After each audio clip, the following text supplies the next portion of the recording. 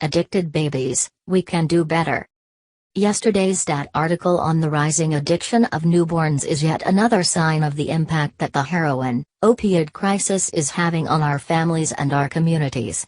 The article, which you can read here, is an eye-opener in that it speaks to not only the threefold increase in the last 15 years of babies being born addicted to opioids but also the challenges those children deal with from day one.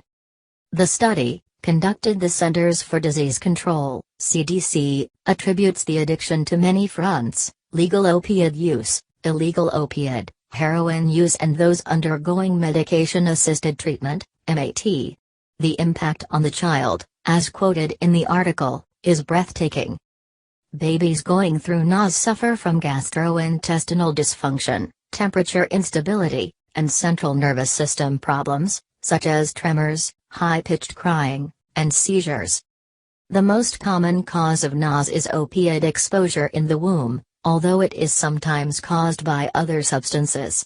It can result from prescription opioid use, non-medical opioid use, or the use of drugs like methadone, intended to wean people off opioid dependency. No child should start or suffer these conditions in life, and we as a society know we can do better. The solutions, not easy, are moving in the right direction. As this past legislative session we at the state level took some advanced steps to cut down the unnecessary overprescribing of short-acting opioids, which serves to discourage individuals jumping on the addiction highway. The federal government has issued more specific guidelines for overall pain treatment, and whereas not mandatory, I can attest as a professional that prescribers and patients are taking notice.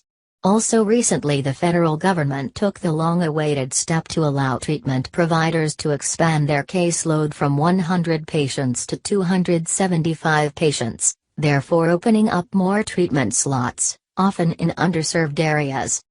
One of the main solutions that is underfunded and undersupplied is treatment and recovery.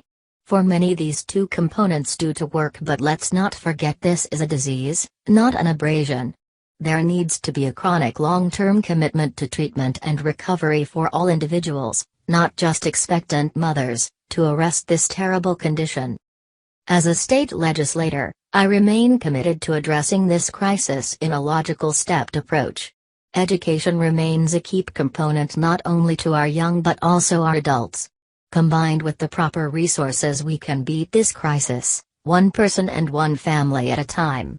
As you know, we have reached an all-time high for deaths due to overdose, with over 24,000 deaths a year. This does not take into account the impacts to our families and communities. Now we have sound research on the impact to our children. It is evident the drug crisis continues to grow and we need to fix it.